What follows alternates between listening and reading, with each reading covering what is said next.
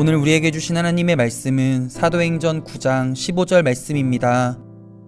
주께서 이르시되 가라, 이 사람은 내 이름을 이방인과 임금들과 이스라엘 자손들에게 전하기 위하여 택한 나의 그릇이라. 오늘 이 말씀에 많은 은혜 받으시기 바랍니다. 오늘 저희들이 사도행전 이제 8장과 9장을 함께 묵상하는 시간입니다. 오늘은 제가 제목을 새로운 경계를 뛰어넘다 이렇게 한번 붙여봤습니다. 사도행전이 소개하는 사울은 어떤 사람인가요? 적어도 세 군데를 볼 수 있습니다. 7장을 보시면 7장 58절에 사울이 등장합니다. 스데반의 순교 장면이죠. 그들이 큰 소리를 지르며 귀를 막고 일제히 그에게 달려들어 성 밖으로 내치고 돌로 칠세. 증인들이 옷을 벗어 사울이라 하는 청년의 발 앞에 두니라. 이것이 이제 누가가 갖고 있는 글을 쓰는 사람, 라이터로서 혹은 이야기를 전달하는 사람, 나레이터로서의 아주 부각되는 탁월함입니다. 스데반이라는 새로운 사람은 교회 안에서 선택된 사람입니다. 교회 안에서 선택된 스데반을 돌로 쳐서 죽이는 장면 가운데 사울이 등장합니다. 근데 사울은 구경꾼이 아니었습니다. 8장 1절에 보면 이렇게 되어 있습니다. 사울은 그가 죽임당함을 마땅히 여기더라. 스데반이 죽을만 하다고 분명하게 생각했다는 거죠. 이게 사울이 갖고 있는 마음입니다. 스데반을 죽여야 하는 사람이죠. 8장 3절에 보면 나아가서 어떤 일이 있나요? 그날에 예루살렘에 있는 교회에 큰 박해가 있어 사도 외에는 다 유대와 사마리아 모든 땅으로 흩어지니라. 경건한 사람들은 스데반을 장사하고 그를 위하여 크게 울더라. 3절 같이 읽어볼까요? 사울이 교회를 잔멸할새 각 집에 들어가 남녀를 끌어다가 옥에 넘기니라. 사울이 누군가를 아주 분명하게 사도행전은 기록합니다. 사울은 어떤 사람인가 하면 핍박하는 사람입니다. 핍박하는 사람들의 리더입니다. 잔멸한다는 건 뭐냐면 아주 생명이 있는 모든 것을 잡아 죽이는 것입니다. 그러니까 사울이 굉장히 치밀한 사람이라는 걸 알 수 있죠. 잔인한 사람이라는 것도 알 수 있습니다. 그래서 사울이 누군가 하는 것을 우리가 일정하게 기록하거나 묘사한다면 사울은 핍박하는 자입니다. 그래서 이 부분에 성경을 주석하는 신약학자들이 사울을 그리스도인의 원수라고 표현합니다. 적이라고 표현합니다. 놀랍게도 9장에 들어가면 사울이 교회를 박해하는 장면이 지나가서 우리가 알고 있는 사울의 다메섹 체험 가운데 10절에 보면 아나니아라는 인물이 등장합니다. 10절은 이렇게 시작하죠. 그때 다메섹에 아나니아라고 하는 제자가 있더니. 아나니아가 누군가에 대해서는 분명하게 얘기하죠. 사울이 핍박하는 자였던 것처럼 아나니아는 제자입니다. 그리스도의 제자였습니다. 그리스도의 제자에게 주님이 환상 중에 나타나십니다. 주께서 환상 중에 아나니아를 불러서 말씀하십니다. 아나니아야. 아나니아가 그리스도의 제자로 깨어있는 사람이었기 때문에, 성령이 충만한 사람이었기 때문에 주님이 환상 중에 부르시는데도 대답합니다. 주님, 제가 여기 있습니다. 11절 같이 읽어볼까요? 주께서 이르시되 일어나 직가라 하는 거리로 가서 유다의 집에서 다섯 사람 사울이라 하는 사람을 찾으라. 그가 기도하는 중이니라. 제자인 아나니아에게 주님께서 나타나셔서 사울을 찾아라 이렇게 얘기하십니다. 여기 직가라는 것은 곧바로 뻗은 길이라고 말씀드렸습니다. 다마스커스, 그 당시에 대도시였던 도시, 교통의 요충지였던 다메섹의 가운데에 있는 대로라고 말씀드렸습니다. 1300m쯤 되는, 예를 들면 뭐 16차선, 12차선 큰 길이라는 거죠. 그 직가에 사울이라는 사람이 숨어 있는데 그를 찾으라 얘기합니다. 아나니아는 그런데 이미 사울이 그리스도의 제자들을 핍박하는 자임을 알고 있었습니다. 13절 읽어볼까요? 아나니아가 대답하되 주여, 이 사람에 대하여 내가 여러 사람에게 들었사온즉 그가 예루살렘에서 주의 성도에게 적지 않은 해를 끼쳤다 합니다. 아나니아는 이미 사울이 누군지를 알고 있었습니다. 그는 핍박하는 사람입니다. 그것도 한 사람이 얘기한 게 아니라 여러 사람이 얘기했다는 거죠. 한 사람이 얘기하면 그 사람이 사울을 잘못 볼 수 있습니다. 그러나 다양한 색깔을 가진 사람이 다양한 상황에서 사울에 대해서 얘기하는데 증언이 일치하는 부분은 사울이 갖고 있는 특징입니다. 사울은 주의 성도에게 예루살렘에서 적지 않은, 말하자면 많은 해를 끼친 자였습니다. 아나니아는 뭐라고 얘기하는가 하면 반대합니다. 사울을 찾아 얘기하는데 주여 제가 여기 있습니다 대답한 이 신실한 아나니아가 그 사람은 아닌데요, 제가 그 사람한테 가기가 싫은데요, 아주 분명하게 표현합니다. 아나니아는 굉장히 하나님에게 복종하는, 말하자면 그리스도에게 복종하는 그리스도의 제자인데 반대 의사를 아주 분명하게 표현합니다. 그리고 14절은 이렇게 보고합니다. 여기서도 다메섹에서도 주의 이름을 부르는 모든 사람을, 즉 그리스도인을 핍박할 권한을 대제사장들에게 받아서 왔다고 합니다. 이미 소문이 다 퍼진 거죠. 사울은 그리스도인들을 찾아가서 찾아오는 일종의 체포팀의 팀장입니다. 그리스도인들 추격대 대장인 거죠. 추격대 대장으로 온 자를 아나니아에게 가서 만나라 그러니까 아나니아가 거절합니다. 아나니아가 분명히 그렇게 얘기합니다. 그런데 단호한 명령이 떨어지죠. 15절 읽어볼까요? 주께서 이르시되 가라. 이 사람은 내 이름을 이방인과 임금들과 이스라엘 자손들에게 전하기 위하여 택한 나의 그릇이라. 이 딱 세 어구를 여러분이 기억하시면 좋겠습니다. 택한 나의 그릇이라. 굉장히 충격적인 말씀이죠.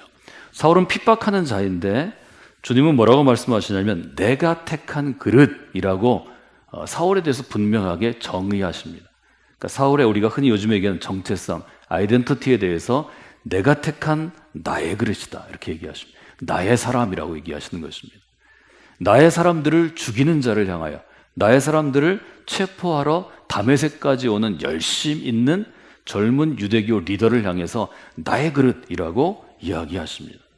여기서 얘기하는 그릇은 말 그대로, 문자 그대로 어떤 용기, 어떤 그릇을 얘기하고 개역은 연장, 어떤 도구로 번역할 때도 있습니다. 영어로는 인스트루먼트라는 단어입니다. 여기 8장과 9장에서 있는 세 그룹의 그리스도인으로 변화된 개종의 이야기는 한 사람이 그리스도를 믿는 것을 의미합니다. 사도행전 9장이 우리에게 아주 분명하게 새겨진 것, 각인된 것은 사울이 그리스도인이 된 것이 아니기 때문입니다. 그리스도인으로 된 변화에 그치는 게 아니라 하나 더 나아가서 그리스도를 전하는 사람으로 세워졌기 때문입니다. 사울이 그리스도인이 된 것은 우리가 받아들일 수 있습니다. 핍박하는 사람들이 그리스도인이 되는 것은 예루살렘 공동체의 많은 사람들이 그랬습니다. 예수 그리스도를 욕하던 자들이, 예수 그리스도의 제자들을 고소하고 고발하던 자들이, 예수 그리스도의 제자들을 향하여 돌 던지던 자들이 그리스도인이 되었습니다. 사울도 그 중에 하나라면 우리가 받아들일 수 있습니다. 스데반과는 다릅니다. 스데반은 그리스도를 위하여 목숨을 바칠 정도로 믿음과 충성심이 있는 사람이었습니다. 그는 순교할 만한 충분한 그리스도인이었습니다. 하나님이 제물로 받으실 만한 신실한 사람이었습니다. 스데반은 성령도 충만하고 지혜도 충만하고 은혜가 충만해서 7장 가운데 보시면 천사 같은 얼굴을 하고 있었다고 얘기합니다. 스데반을 하나님이 택하신 그릇으로, 그리스도의 택한 그릇으로 이야기하는 것은 누구나 받아들일 수 있습니다. 여러분도 동의하고 우리 모두가 동의할 수 있는 일입니다. 그런데 그 스데반을 죽이던 자를 하나님이 택하신 그리스도의 그릇이라고 이야기하는 것은 아무도 동의하지 않을 것입니다. 우리가 동의하지 않는 것처럼 바울의 시대에도 대부분이 동의하지 않았습니다. 그리스도를 따르는 사람들, 그리스도인을 잡아 죽이던 자가 이제는 그리스도를 전하는 자가 되었도다. 바울은 평생 동안 그 욕을 들으며 살았습니다. 바울은 말하자면 오해 가운데 살았습니다. 바울은 그 오해를 해소시키기 위해서, 오해를 불식시키기 위해서 상당히 많은 시간들을 써야 됐습니다. 그것은 바울에게 평생의 약점이 되었습니다. 주의 이름을 부르는 사람들을 핍박하던 자가 주의 이름을 부르는 사람들을 만드는 자, 전하는 자가 되었다. 일종의 인생의 큰 역전이라고 볼 수 있습니다. 주님께서 사울을 향해서 나의 그릇이라고 말씀하셨습니다. 이게 어떤 의미가 있을까요? 첫 번째 저는 이렇게 썼습니다. 그릇은 스스로 쓰임을 결정할 수 없다. 나를 그릇이라고 생각한다면, 여기 사울을 그릇이라고 부른 것처럼 우리 한 사람 한 사람의 그리스도인이 내 자신의 정체성, 나의 아이덴티티를 주인이 쓰는 그릇이라고 규정한다면, 그릇은 어디에 쓰이는지를 그릇 자신이 결정할 수 없습니다. 어떤 이야기인가요? 그릇은 주인이 쓰는 대로 쓰임을 받는 존재입니다. 내가 일하는 존재가 아니고 쓰임을 받는 존재입니다. 말하자면 수동적인 존재입니다. 이 점이 저는 우리가 가지고 있는 그리스도 신앙의 가장 큰 특징이라고 생각합니다. 하나님은 사울에게 물어보시고 결정하는 게 아닙니다. 너는 핍박하던 사람이었는데 이제는 그리스도를 전하는 사람이 될래? 물어보시지 않습니다. 너는 나름대로 유대교회에서 열심히 있는 열정 있는 리더이고, 유대교회에서 히브리인 중에 히브리인 출신이 좋고, 가말리알의 제자이고 유능한 유대인인데 내가 좀 쓰기를 원하는데 나한테 올래? 스카우트 하시지 않습니다. 하나님은 그냥 명령하십니다. 너는 나의 그릇이다. 너는 내가 명하는 대로 살아야 한다. 21세기를 살아가는 우리들에게 이것을 받아들일 수 있는 마음의 자세가 될까요? 우리는 아주 어린 시절부터 부모를 통해서, 학교 교육을 통해서, 즉 사회를 통해서 그렇게 얘기합니다. 나의 인생은 나의 것이다. 나의 인생은 내 마음대로 살 때 행복한 것이다. 나의 인생의 주인은 나 자신이다. 내 인생에서 내가 결정하는 것을 방해하는 모든 것은 악한 것이다. 그것은 자유가 아니다. 그것은 민주주의가 아니다. 우리는 그런 세상에서 살아가는 것입니다. 그런 세상에서 내가 너를 택했다. 너는 나의 그릇이다. 너는 나의 명령대로 살아야 한다. 어떻게 이 하나님의 명령, 성서의 명령을 우리가 받아들일 수 있을까요? 여러분 다 받아들이시나요? 우리가 그리스도인이 됐다는 것은 하나님의 선택을 받아들이는 것입니다. 하나님이 나를 택하셨다. 하나님이 나를 부르셨다. 그릇은 절대로 스스로 결정하는 존재가 아닙니다. 이 점을 여러분들이 받아들이시려고 노력해야 합니다. 이것은 우리 노력만으로 되는 것은 아니라고 생각합니다.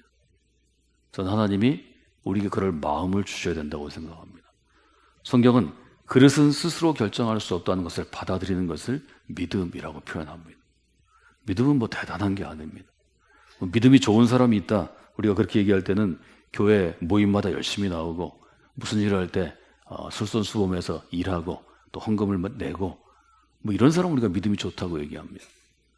이것은 겉으로 보이는 것일 수 있지만 마음으로 나는 이 정도 그릇이 되니까 이 일을 할 수 있어. 이것은 믿음이 아닙니다. 쓰임을 결정하는 것은 그릇 때문이 아닙니다. 쓰임을 결정하는 것은 주인의 마음입니다. 하나님의 마음입니다. 여러분이 그것을 받아들일 수 있는 결단과 자세가 돼 있을 때 그것이 그리스도의 십자가를 지는 것입니다. 그리스도의 십자가를 지는 것은 여러분의 성격 때문에 생긴 문제를 지는 게 아닙니다. 여러분이 처해 있는 상황 때문에 주어지는 무거움을 견디는 게 아닙니다. 그건 누구나 견디는 인생의 무거움일 뿐입니다. 그리스도의 십자가를 진다는 것은 하나님이 나를 택한 그릇이 되고, 내가 하기 싫지만, 내가 원하는 것이 아니지만, 내가 기쁨을 느끼는 것이 아니지만 하나님이 여기에 쓰신다고 그러니까 내가 좀 따라가는 것입니다. 복종하는 것입니다. 무릎 꿇는 것입니다. 두 번째로 여러분이 생각할 것이 있습니다. 택한 나의 그릇이라는 표현에서 우리가 하나 더 생각할 것은 그릇의 재료가 우리의 쓰임을 결정하는 게 아니라는 것입니다. 그릇의 모양이 우리의 쓰임을 결정하는 것이 아니라는 것입니다. 우리는 그렇게 생각할 수 있습니다. 사람들을 선택할 때는 기준이 있습니다. 예를 들어 우리도 교회 안에서 임원들을 선택합니다. 뭐 집사를 세우고 권사를 세우고 장로를 세우고 신학교에서 목사가 될 후보생을 뽑고 전도사를 세우고 수련 목회자가 되고 목사가 되는 데는 선택하는 기준이 있습니다. 시험을 보죠. 뭐 구약, 신약, 교회 역사 몇 점 되는 것, 이게 조건입니다. 사실은 이 기준을 뛰어넘지 못하면 목사가 되지 못하고 또 어떤 직분을 맡지 못합니다. 교회는 어느 정도 나와야 되고 어떻게 헌신해야 되고 어떤 훈련을 받아야 되고 맞아, 우리는 조건을 따집니다. 사람이 사람을 선택할 때는 조건이 있습니다. 말하자면 그릇의 재료가 뭘로 되어 있나, 그릇의 크기는 어떠한가, 그릇의 모양, 이미지는 어떠한가, 이런 점들을 따져보고 판단하는 것입니다. 스데반이 이렇게 선택받은 사람입니다. 스데반은 사람이 선택하죠. 물론 하나님의 뜻이 거기에 있지만 스데반을 어떻게 선택했나요?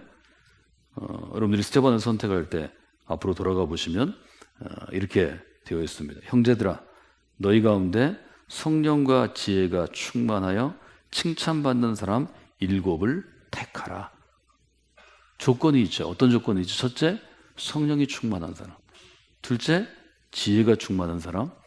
똑같은 얘기지만 세 번째, 교인들에게 칭찬을 받는 사람. 7사람을 선택할 때 우리가 7집사라고 부르는데 7사람이죠. 7명의 리더를 선택할 때 조건이 있었다는 것입니다. 스데반은 이 기준에 합당해서 뽑힌 사람입니다. 사도행전 스데반을 향하여서 또 이렇게 얘기하죠. 8절에 보면 스데반이 은혜와 권능이 충만하여 기사와 표적을 민간에 행하니. 여기 보면 은혜가 충만한 사람이었고 권능, 하나님의 능력이 임한 사람이었습니다. 그래서 기사와 표적을 행할 수 있었습니다. 10절에 보면 스데반이 지혜와 성령으로 말함을 그들이 능히 당하지 못하며. 말하자면 첫 번째 교회에서, 예루살렘 교회에서 7사람의 리더들을 선택할 때 조건이 있었습니다. 이 조건을 충족한 사람이 7명이 선택됐습니다. 반대로 우리가 물어봐야 합니다. 성광교회가 있습니다. 저는 목사의 직임을 감당하고 있고 여러분은 집사, 권사, 장로의 직임을 감당하는 사람들입니다. 제가 좀 물어볼까요? 이 기준으로 스데반을 선택할 때 기준으로 선택한다면 우리 중에 몇 명이나 지금 맡고 있는 그리스도인으로서의 직무를 맡을 수 있을까요? 저는 목사가 되지 못했을 것입니다. 저는 성령이 충만한 사람이 아닙니다. 저는 지혜가 충만한 사람이 아닙니다. 저는 모든 사람의 칭찬을 받는 사람도 아닙니다. 저는 목회를 할 수 없었을 것입니다. 여러분은 어떤가요? 여러분 집사로 선택받을 수 있었을까요? 권사로 선택받을 수 있었을까요? 장로로 선택받을 수 있었을까요? 아니요. 여러분 중에 충분한 사람은 한 사람도 없습니다. 우리가 이 점을 인정하지 않으면 신앙생활을 제대로 하는 게 쉬운 일이 아닙니다. 말하자면 이런 기준으로 우리를 선택한다면, 그릇의 재료로 선택한다면, 그릇의 모양으로 선택한다면, 그릇의 크기로 선택한다면 우리는 자격 미달이라는 거죠. 여러분 이 점을 분명하게 여러분이 기억하시면 좋을 것 같습니다. 그러므로 우리는 이 그릇에 대해서 이렇게 결론을 내릴 수 있습니다. 그릇은 주인이 담는 대로 쓰임받는 것입니다. 주인은 내가 담고 싶은 것을 내가 선택한 그릇에 담는 것입니다. 물론 센스가 있어야 되죠. 주인이 담으시는 대로 쓰임받는 것을 받아들이는 게 쉽지 않지만 여러분이 반드시 도전하셔야 합니다. 그리고 주인이 담으시는 것을 그대로 받아들여서 쓰임받는 것을 자꾸 여러분들이 실습하셔야 합니다. 그러면 하나님의 마음도 알 수 있고 여러분의 인생이 하나님의 뜻대로 쓰임받는 것도 배워갈 수 있습니다.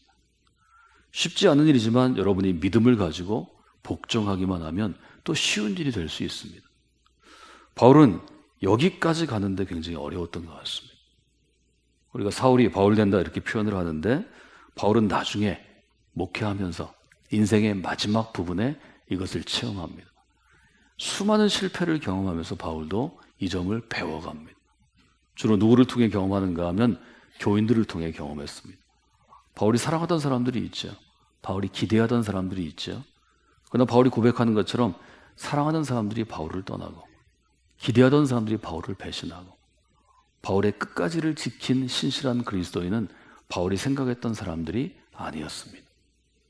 바울의 감옥살이를 도와주고 바울이 추울 때 겉옷을 가져다 주고 바울이 힘들 때 먹을 것을 가져다 준 사람은 바울이 기대했던 아주 보기 좋은 그릇들이 아니었던 것 같습니다. 바울은 나중에 이렇게 고백합니다. 고린도서 4장 7절은 저희가 자주 인용하는 구절입니다. 한번 읽어볼까요?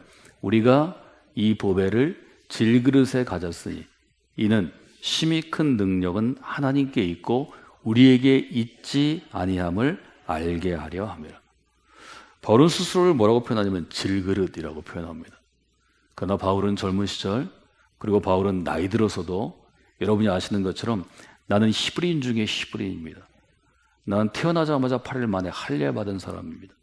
나는 정통 바리새파 유대인입니다. 나는 배웠는데 가장 유명한 랍비의 아주 애제자입니다. 나는 열심으로는 누구에게도 뒤지지 않습니다. 바울은 이런 굉장한 똘똘 뭉친 자신감과 자부심이 있는 유대인이었습니다. 그러나 그 교인들을 향해서 설교할 때는, 교인들을 향하여 하나님의 교훈으로 양육하고 훈련할 때는 나는 질그릇과 같습니다. 바울은 자기를 그처럼 천한 그릇이고 쉽게 깨어지는 그릇이지만 하나님이 그리스도라는 보물을 담아주셨다고 고백합니다. 여러분, 한 사람 한 사람은 귀한 사람입니다. 하나님의 사람이기 때문입니다. 그것은 여러분이 성품이 너무 뛰어나다거나 유능하다거나 아니면 여러분이 아주 가치 있는 존재라는 뜻은 아닙니다. 우리는 성격도 별로고 유능하지도 않고 하나님 보시기에 또 사람들 보기에도 그렇게 탁월한 사람이 아니지만 우리 그릇 안에 그리스도가 담겨있기 때문에 귀하다고 이야기하는 것입니다. 그 점을 바울은 아주 분명히 이야기하죠. 이때 이런 고백을 할 수 있습니다. 고린도서 12장 9절에 보면 바울은 이렇게 고백하죠. 하나님이 나한테 말씀하셨는데 너의 은혜가 너에게 족하다. 너에게 충분하다. 족하다는 것은 충분하다는 것입니다.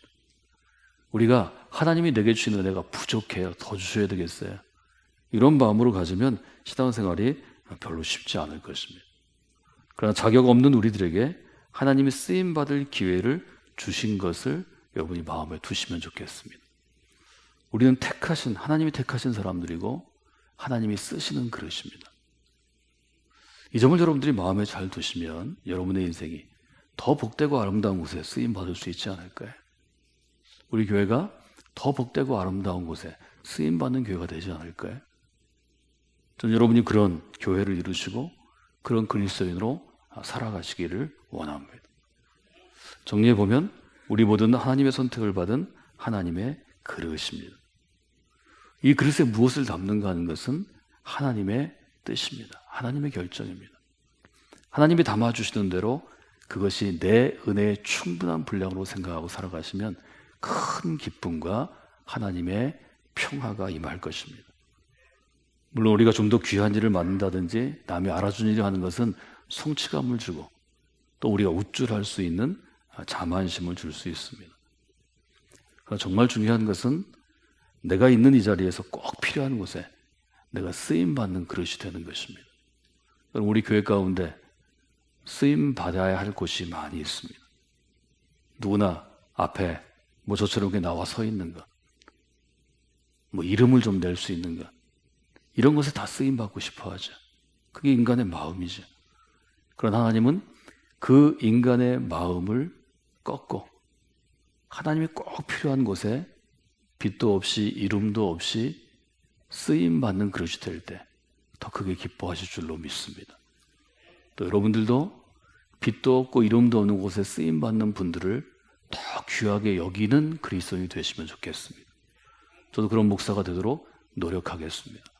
여러분도 그런 그리스도인이 되도록 노력하셔야 합니다.